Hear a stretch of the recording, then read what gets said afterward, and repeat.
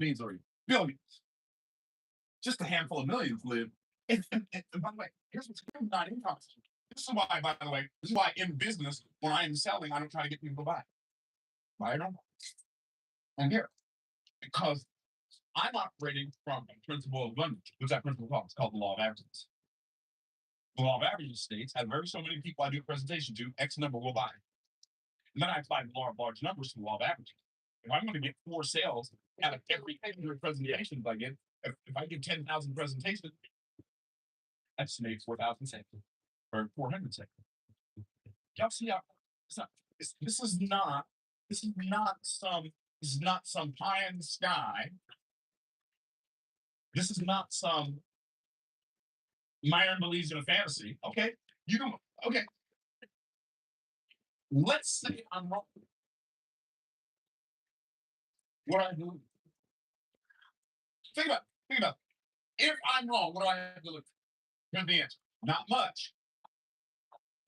But if you have been operating from the arena of needs your whole life,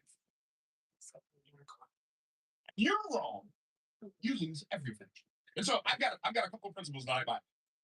This is why I don't bungee jump. This is why I don't jump out of perfectly good airplanes. This is why I don't ride motorcycles. I love motorcycles. But I'm a motorcycle idiot, cannot ride one slow, so I will not ride one at all. So here's a principle that I operate my whole life by.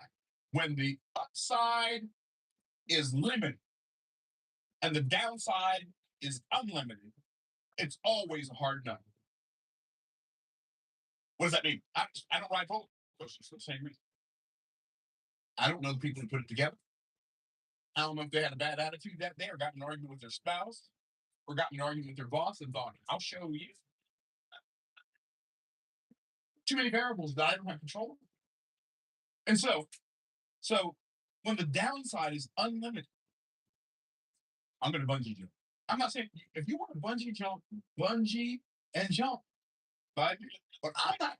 Why? Because if the bungee cord doesn't hold, or the thing that it's holding on to breaks, or if the downside is limited, I'm heading head first towards something that I don't want to land on my head with. And that's a pretty unlimited downside. What's the upside of bungee jump? I get a good feeling that lasts for a few minutes. You know what that is for me? A hard no. But when the upside has unlimited potential and the downside is limited, i.e., I write a book. The upside is 10 million people could buy the book in the next 3 years. That's pretty good upside. Downside, 100 people buy the book and it changes 2 of their lives. Not bad. That's an easy yes. Are y'all picking up what I'm putting down? Okay, so desire and needs are 2 totally different arenas. All people operate dominantly in one of those arenas. You can't fix other people's problems. So here's what you need to do right now. Here's what you ought to desire to do right now. Figure out which arena you are operating in and ask yourself, do I like the result I'm getting while I'm operating in this arena? All people operate predominantly in one or the other. The arena that you operate in has more to do with your success or failure than how hard you work, how long you work, or how much education you have. I want you to think about that statement. The arena that you operate in has far more to do with your success or failure than how hard you work, how long you work, and how much education you have. Now, most of the people watching me, and I'm not bragging, I'm just making an observation. Most of the people watching me right now work harder than me. Like, way harder. Like, way, way harder. You know, I play golf. Y'all pray for me that somebody will come and do a golf intervention. Okay. But I play golf. Last week, my back was pretty jacked up. Couldn't play golf. Got some stem cells. Thanks, Dr. Sam. Did some physical therapy. My back's not bothering me at all. Right? Could not wait to get back on the golf course. So I played golf yesterday. Played in the morning, got rained out, played 4 holes, went home, sun came out. I'm like, I think I'll run this play again. Called my son-in-law. Pew! We got out there and played 18 holes. I played 22 holes of golf yesterday. So I'm working today, this morning. But a friend of mine texted me last night, hey, I got an opening for Screen Song tomorrow. 2:30 going to join us. If I want to join, is the sky blue and the grass green, baby? Let's go. So, and I'm telling you this story because I'm working right now. I'm working right now. After I'm done with this live, I've got one coaching call, and I don't have two. I'll do the other one in the car on my way to the golf course. So, so I'm going to go play golf today. Now, a lot of golfers, when they're playing golf, if they hit a bad shot, they get mad. Get a bad shot. You see, Mary, why do you get mad? Because I am a full-grown man playing a game with a ball and a bunch of sticks in the middle of the day. I'm not digging anybody's dick. I ain't shoveling. I ain't hammering anybody's nail. I ain't cutting anybody's board. I ain't driving anybody's truck. I'm a full-grown 65-year-old man playing a game like I'm 13 in the middle of the work day. If I'm gonna be mad about that, somebody needs to come get my family and take them safe. So understand. I'm kind of swinging here a little bit. Everybody all right? Say I'm all right. Okay. When you leave the plantation of needs, you know what that's sewing. When you leave the plantation of needs and you enter the promised land of desires,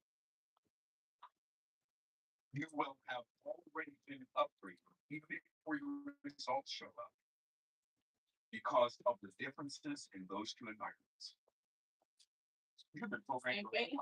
Yes. I feel okay. I feel okay. Yeah. So that your needs will be taken care of. I'm here to tell you, stop thinking about the stuff you need. Operate in a totally different arena. Why do I call needs a plantation? Because operating needs is form bondage. It needs you. Literally, the operation is telling this rubber butt.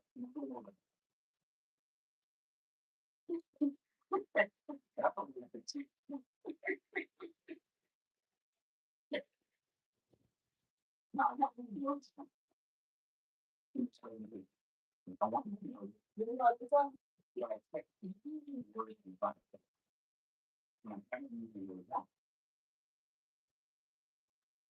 I don't know. I mean, I think about it. Yeah, I'm saying higher concern. We're going to be not.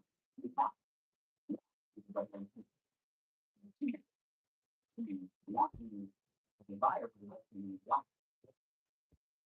my subconscious mind is not going to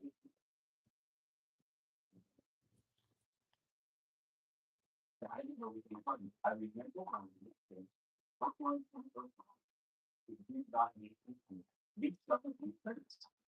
I didn't even know the definitions of the word want. Man, it was like someone said, "The Lord is my shepherd; I shall not want." The Lord is my shepherd; I shall not want. The Lord is my shepherd; I shall not want. I thought, man, I shall not want. The Lord, He's my shepherd. The Lord is my shepherd; I shall not lack. See, the word desire doesn't mean desire. So the word desire has a singular definition. And that definition, day, like Greek day, which means or from.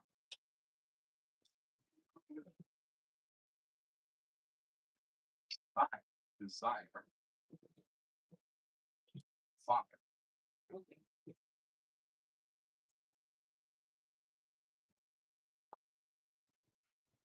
desire of the Father from the Father.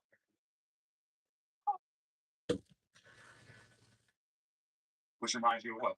Psalm 37:4. Delight thyself also in the Lord. He will give you the desires of your heart, which most people think it means he'll give you what your heart desires. I believe it actually means that initially it means he'll give you what to desire. He'll teach you what to desire, then he teaches you what you desire because you desire what he desires you to desire. Why? Because you got your desire from the Father. So free. Like, how many people think I'm crazy? They're not completely crazy. They think I'm crazy because I only allow myself to focus on them when I just allow myself to focus on them. I don't get sidetracked by somebody else's agenda. Nobody else's agenda except for the Father's is in the arena of my desires. I love being free. I love being free from judgment, from competition. Like, I'm not trying to beat you. I'm not trying to beat you. Now, on the golf course, we have 10 competition. But even when I get beat, when Paul beats me, I don't care. John beats me, I don't care. So they can feel better about me.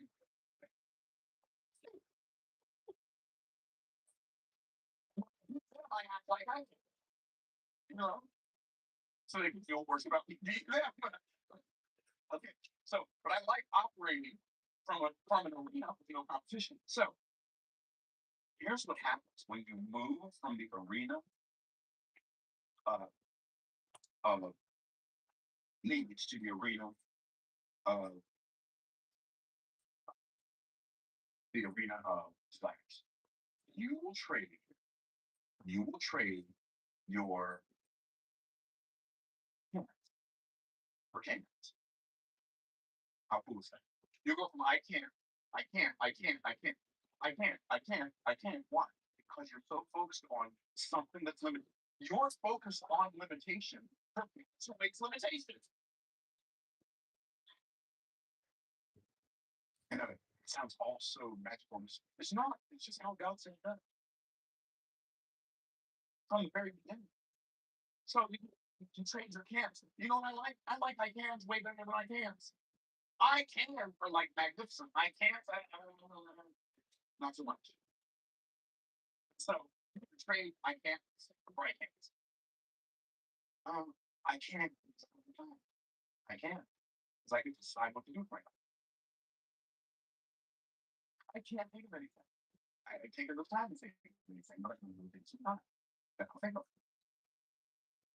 You measure I can't for I can't. You stop believing in external limitations and recognize that the limitations that you are experiencing them internally because you're operating in the arena of needs, and the arena of needs has taught you to focus on your limitations and ignore your leverage.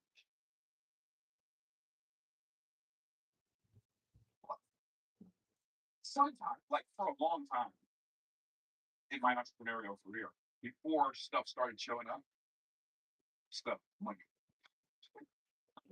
started showing up. And I was working on all this stuff that seemed like it wasn't working.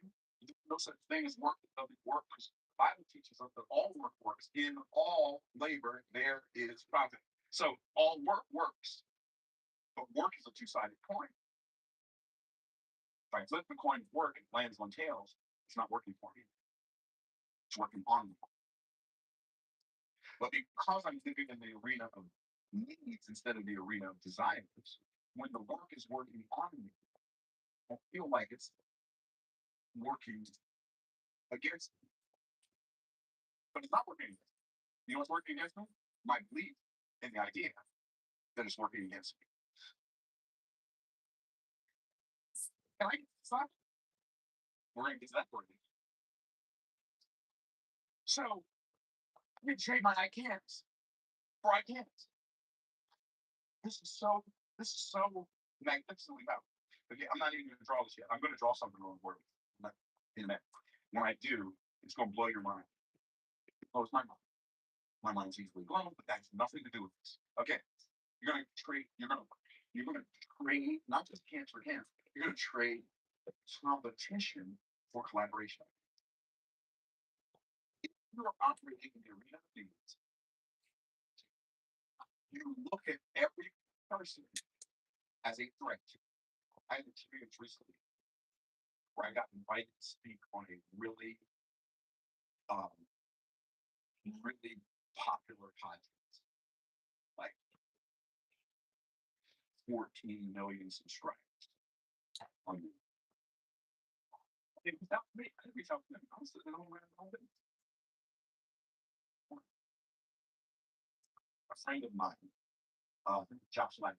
So Josh Ladden is a guy who teaches blue collar workers how to build funnels, how to like scale their blue collar home services business, right?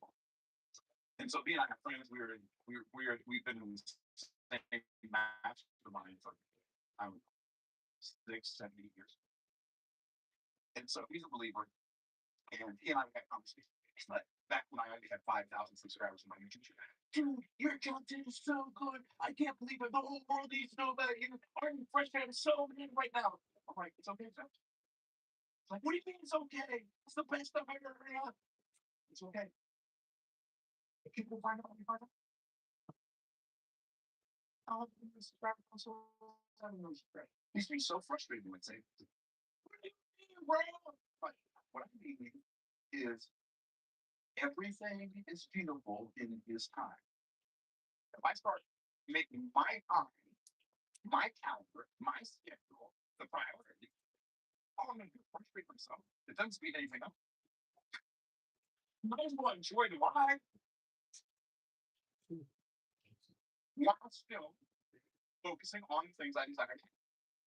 So, they trade competition. So when I see somebody else who does something, instead of me seeing them as a threat, I see them as a potential collaborative partner. So this YouTube channel that has 14 million subscribers, you tell me like, okay, would you like to come to New York and do your podcast on this day? Sure, I'll do that. And what I'll do is I'm already gonna be in Maryland. I'll just extend the jet and you go to New York and then have the interview. Great. And he said they confirmed they won't be coming. The next day, it's a meeting. We're not sure. We didn't have a new conversation. We can't have another conversation. And we went back and forth a bunch of times. And then one time we were having a conversation with one of the employees from this person, and I felt like I was going, you know, I'm like, y'all reached out to me. What are we doing? I didn't call you. You reached out to me. Now, I don't care if they never invite me. I don't care. Like, I'm not defending them. And it's not that I don't care if something happens. I'm like, but I said, the next time you think you might want me, know for sure. Because the reimburse you $1,500 for your expenses. $1,500 will cover the tip for the flight crew. No, just quit tripping. Right? Like it's going to for me to fly from Tampa to New York, so it costs me 110. No, it's not. It's going to cost me about $78,000 round trip. Now, I don't mind spending $78,000 round trip, but I don't want to spend $80,000 and then I get booked and then you call me right before it's supposed to have to say, oh, no, something came up. I'd rather not, money in the first place. So I had a conversation with my son about this experience. He said, you know why that might be? I said, no, why? He said, because he believes in evolution. So what does that do to me? Yeah, that's what he said, because you believe in evolution. I mean, because he believes in evolution. So what does that do to him? He said, when you believe in evolution, you see everybody as a competitor and everything as an opportunity that you have to take advantage of before somebody else takes advantage of the opportunity. I never thought of that before.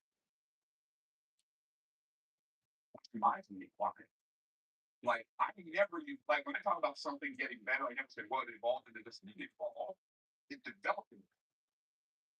Evolution implies progress without intention or energy. That's what evolution implies, right? Progress without intention. So I don't say this thing involved, that thing involved, that thing, this thing involved. I say it developed. So I want to show you the original cover of The Origin of Species by Charles Darwin, a failed religious priest who pseudoscientist who came up with this theory that literally was a racist thesis. This is the original cover. on the origin of species by means of natural selection. This is or the preservation of favored races in the struggle for life. Wow, that's the original point. Now, when people are talking about racism, what are they talking about? Charles Darwin. The foundation, literally one of the foundational cornerstones of racism. Because I can be with you, so I can better than you. Okay, we don't need to show that anymore. So we don't get it. So people believe in intense competition for scarce resources because of evolution.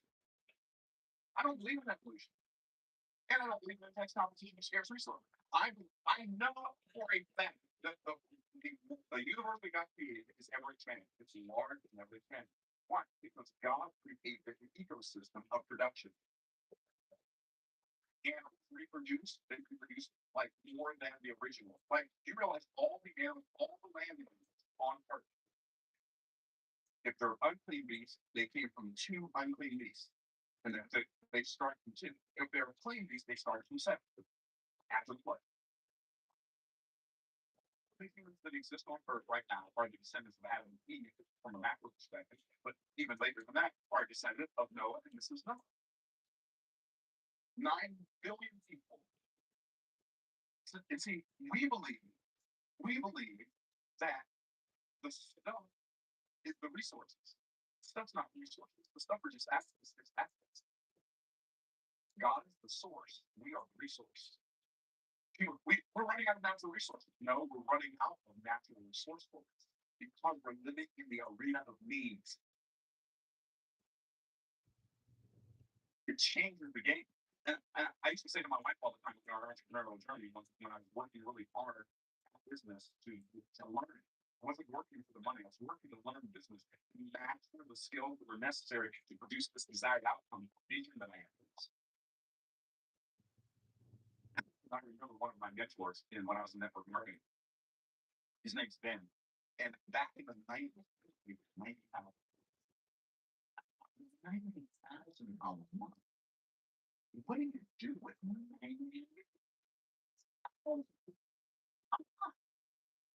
That's money. What?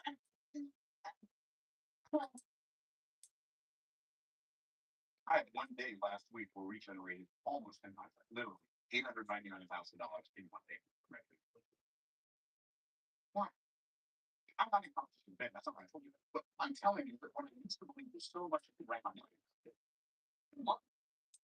Now we have many days and throughout months where we do way more than that. Why? Because we stop operating from needs. Come into a promised land of desires. The game will change forever. And by the way, it is so we talked about you trade for can for cans, you trade competition for collaboration, you trade constraints for company. In a land of needs, everything's constrained. I have a limited amount of time, I have a limited amount of energy, I have a limited amount of money, I have a limited amount of food, I have a limited amount of relationships. I don't keep my limitation. Under the arena of desires, everything comes. Do you realize people live longer today than they did 100 years ago? Not only do they live longer, they live longer and have a better experience of life.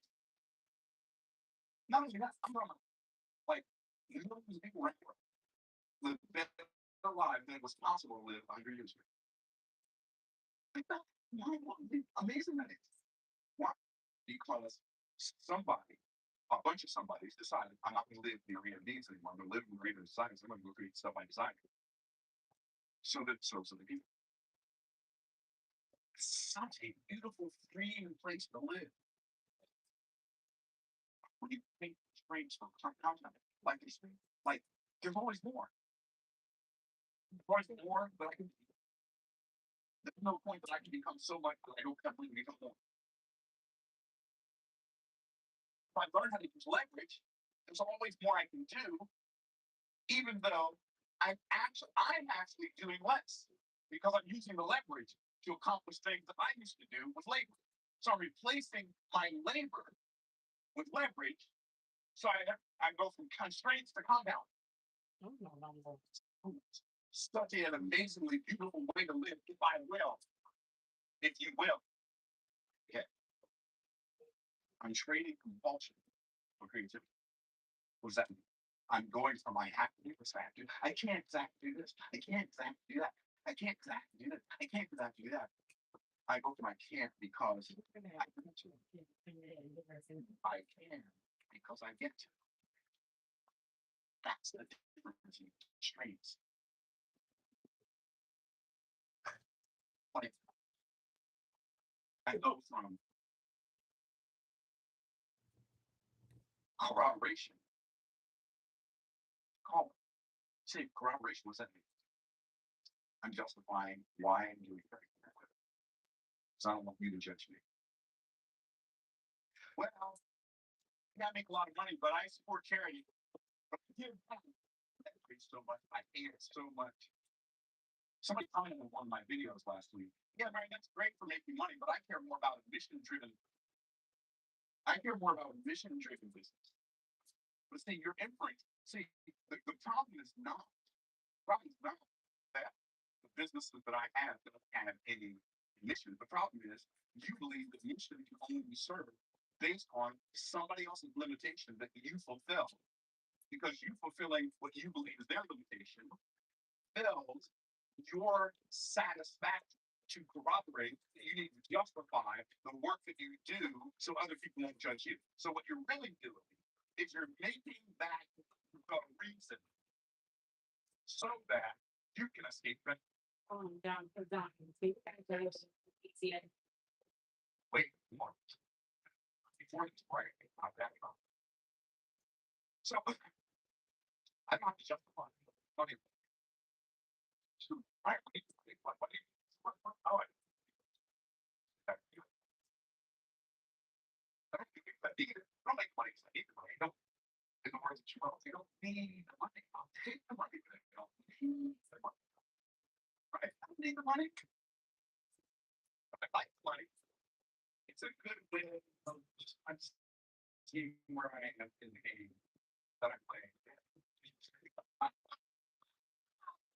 don't think I have more money than you. I just need to have more money than you.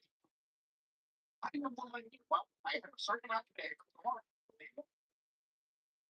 Why? Because I can't. That why I say why get crazy myself to it. I'm gonna let you be operating to your abilities and I think I like you can judge me all you want. I don't think fuck. But I do what I decide. You decide to just the fuck, okay?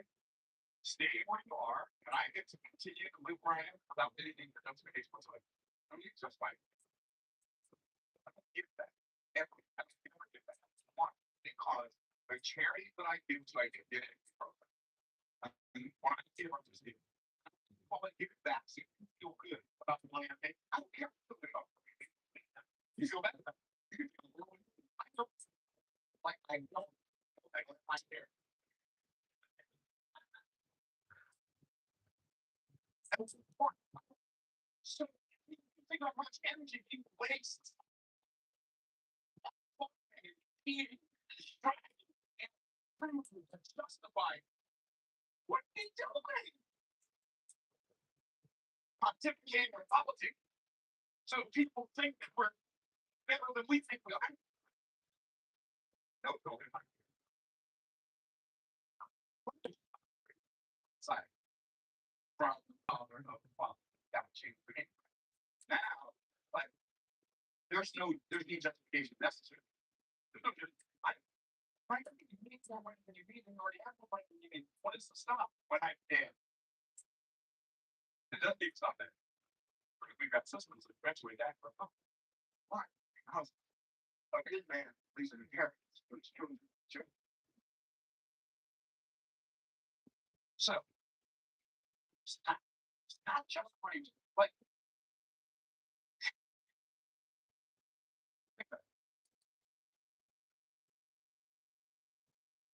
somebody said a long time ago, what was it? As long as I can. Because as long as I can, long as nobody else does it now. I'm saying, what? It doesn't make any sense. It's nonsense. That's nonsense. How about if you want to? I want to be as healthy as I can while no one else gets sick.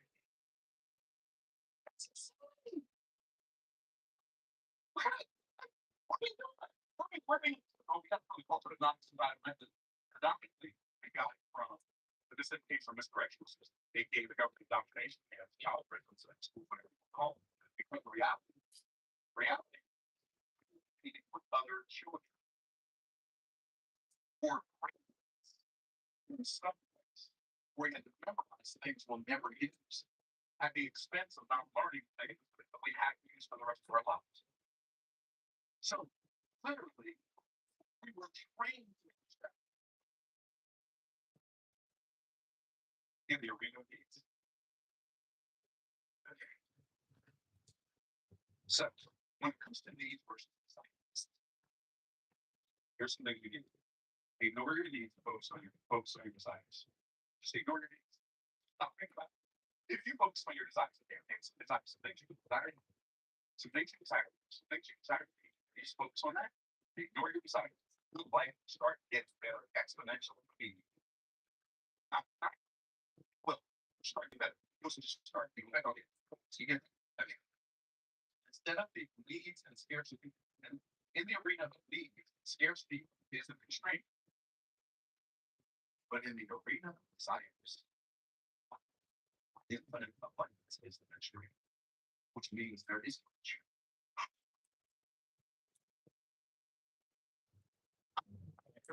I'll do something. What I'm doing, I'm going to ask me what I'm doing. Don't tell me what I'm doing. Don't ask me why. Everybody got it. I'm going to do something. Say my me. I'm going to tell you what I'm doing. And then when I tell you what I'm doing, ask me why. Right away.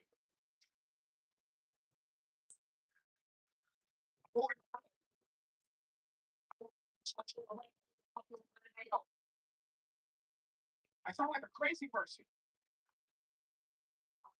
But think that about making money all the time. I don't make too much money. You might not be able to go for everybody else.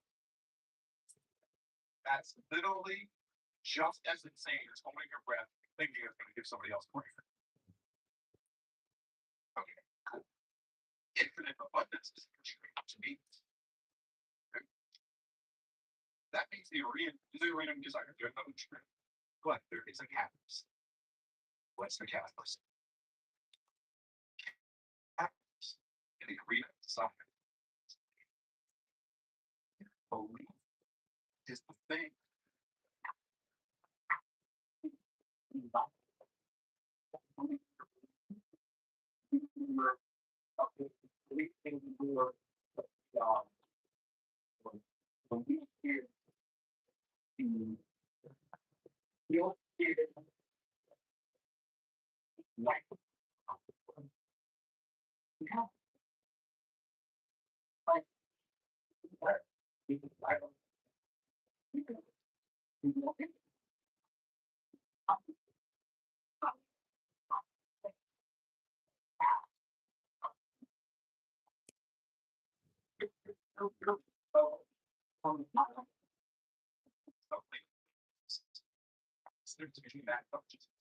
Covetousness is the desire I have outgrowth.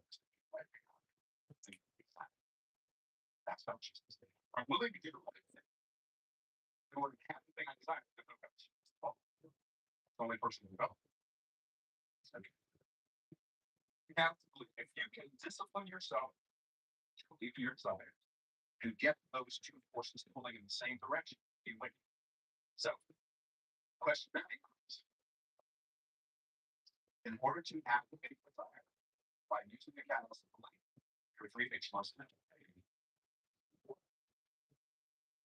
You must intend to believe. Set an intention on your beliefs. By the way, and if you say, what's an intention? It's an objective that I see in the future. I intend to believe this. This is what I intend to believe from now on. Like from now on. Believe this, just intend. Then you decide. Okay, you decide that deciding and intending are not the same thing. Intending is when I'm inclined in that direction because I'm deciding to lean towards it, move towards it. But deciding, not sure what. Or decide means to cut. It's right to cut. So when I decide something, I literally cut myself off from any other possibility. Here's the side. Side. Oh, wait, no, another word that said that. It's another word that means to cut. Means to cut. The word cut means to cut. Yeah, a covenant is cut based on promise because of mutual love and admiration, because of mutual love and trust. And so when you make a covenant with somebody, you're swearing on your life to protect that person. Do you realize that deciding is when you decide actually making a covenant with yourself? Here's what that means. When you decide, it's not necessarily choosing being different. When you decide, it's what it means I am going to do this, or I am going to die in the name of this. That's the system. Okay. So the first thing I do is I intend. I intend to decide. So I intend to decide. I intend to believe. And then I decide to. Now I cut myself off from any other possibility other than belief. If somebody comes and talks me out of believing this, that means I intend to, but I never decide that. I said this to my nephew a couple days ago. He said, "What do you mean? My intention to decide to believe?" I'm like, sure you can. What do you believe in? There were like pointing in life where you decided to, whether constantly or unconsciously, to believe the things you believe.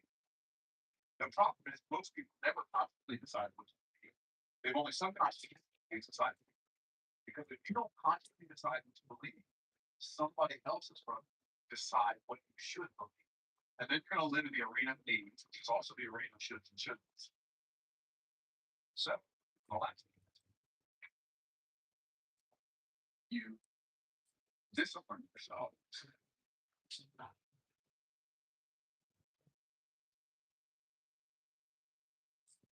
First, you discipline yourself. Yeah, discipline yourself. To, y'all ready for this next word? To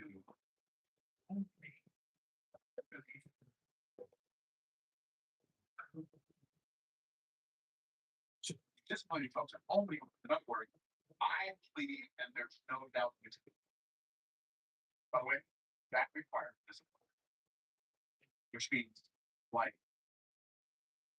I think discipline as doing what I'm supposed to do, the way I'm supposed to do, when I'm supposed to do, doing it the way I'm supposed to do. Which means I act, I can consciously and act overcome my temptation to doubt the thing I decided to believe. Why would I be tempted to doubt the thing that's what I see? Faith speaking ears, doubt speaking eyes. So I see a circumstance. What is circumstance? Circle, circle, circle. Stance, standing still. Circumstances are the things that have me surrounded by standing still. Why am I standing still? Because I believe in things. That's so much you want to say about that. I'm just kidding. Just because. So discipline yourself only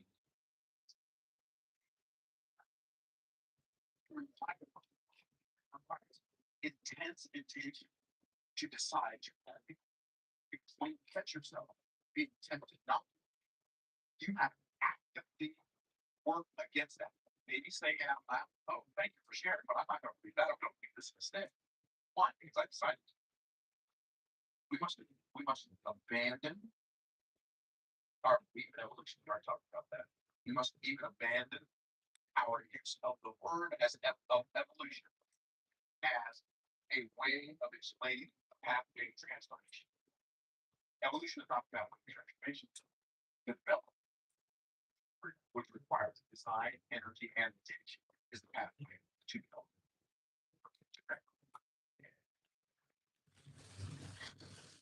The last thing I say is when you live in the arena of needs, you're always operating from that. You're always looking around, getting your cues from everybody else. Who's up in the same on the same plantation of leaves. So you're copying. We're focused on doing things that the arena has programmed them to believe, and you're copying it instead of operating first person. First person. I look the desired outcome, and I only let the desired outcome tell me what actions to take. When I find myself being tempted to be distracted by false doctrine or false doubt, I discipline myself to believe what my ears have heard, to listen to the voice that called me out of the boat in the middle of the storm, and give that voice to give me the ability to walk from every circumstances that threaten to destroy my life. I don't know about the story anyway, walking. Peter said something I never, Lord, it's really you called me out here. I'm too skeptical to say something. That was God. And he called me. That's right.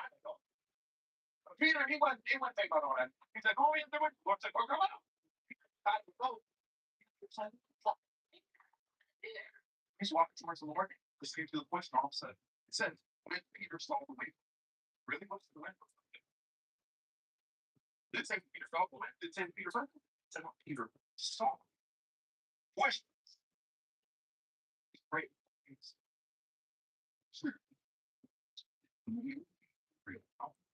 spending too much time looking at the wind.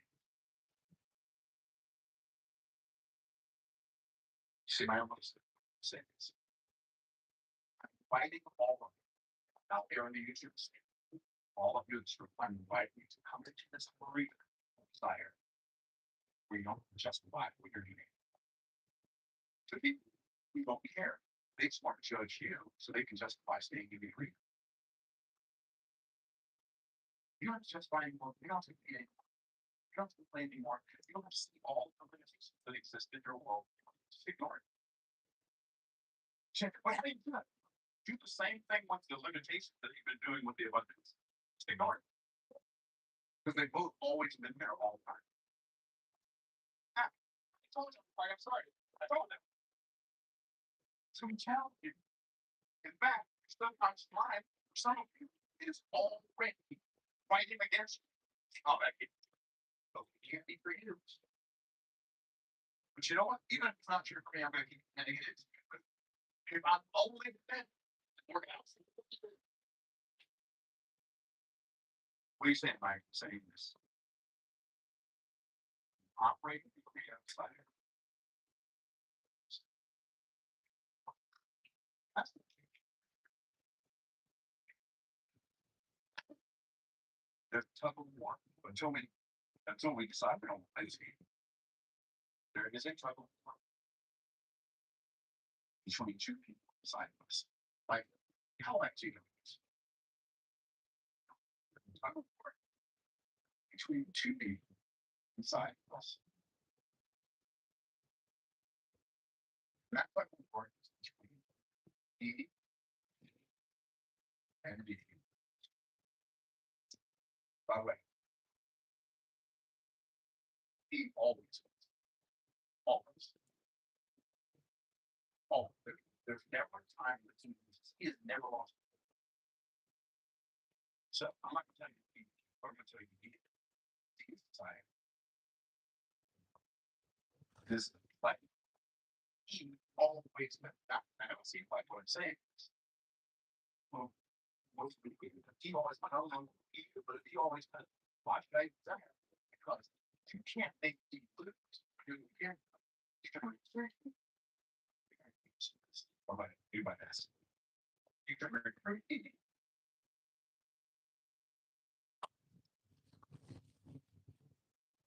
you should do this. So recruit me over here.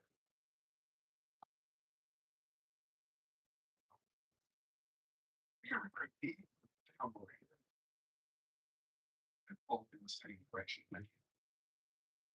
So you increase the expectation.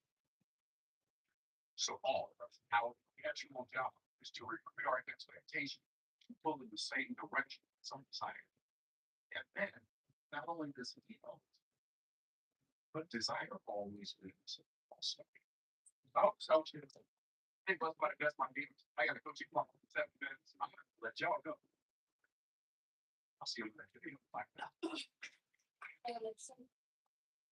Alexa. Anthony, I want to know the Lord.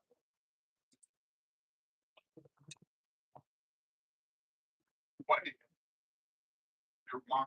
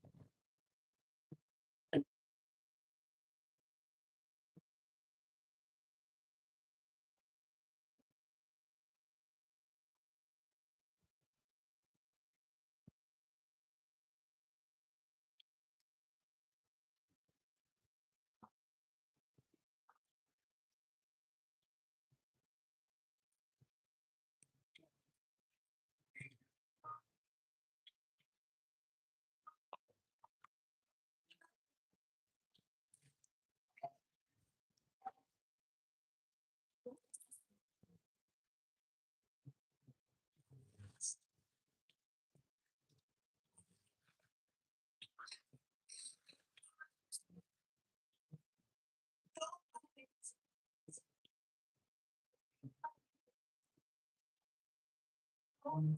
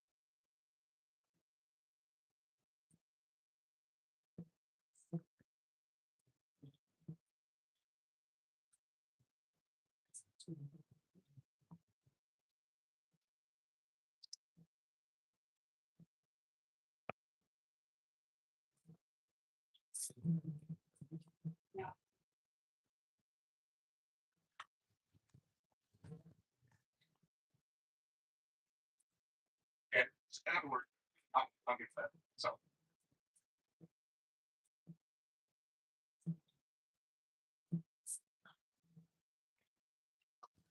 What if your mind super? And what if all the results in your life were 3D printed? What if you 3D printed your house and 3D printed your car and 3D printed your bank account and 3D printed your relationships and 3D printed your friendships and your job or your business? What if you 3D printed everything in your life based on program in your computer? Well, in a story about it's telling us a story about the wise, wealthy man and how everybody can see his wisdom based on the thing in 3D printing. You don't have to tell anybody you're wise. You don't have to tell anybody that you know. You don't have to prove that you know. People can look at your life and see what you believe in, see what your core values are, see what your belief systems are, see what you spend your time doing, just by looking at the results that you agree. I want to talk to you today about the success free rate. The first thing that got me to think of that was pretty cool. You don't need to see that an aspect of creativity inside each and every one of us. And when it said be fruitful, now fruit is a living word, you see it in itself. So God is saying, you make sure so on the outside, it's the right plant on the inside. Make sure So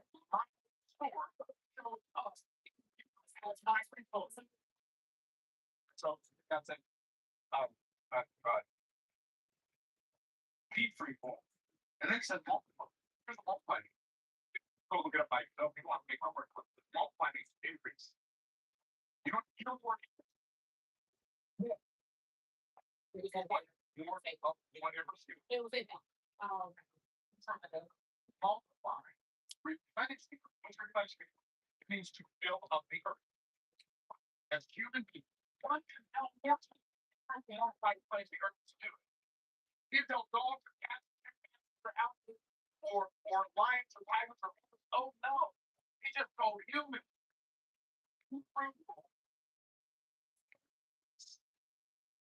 Fill up the earth with your increase. And then subdue. What is subdue? Subdue means just trample. Why does he tell us to trample? Start to know ourselves.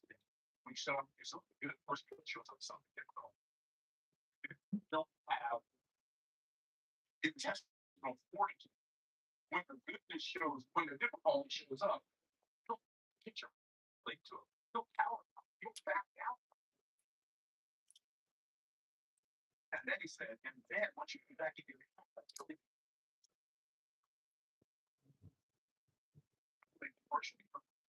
multiply up here. Then so I said three success reading print. So before I talk about success reading print, I have to talk about what is success. Like what is success really? And I know Earl Nightingale on this world's famous album, right? See it now. Nightingale said success is the pursuit of worthy idea. That sounds great. Sounds successful. Some people say success and not a lot of money, not be successful. Some people that carry a lot of having success, carrying a lot of nice stuff. You have a lot of nice stuff to do.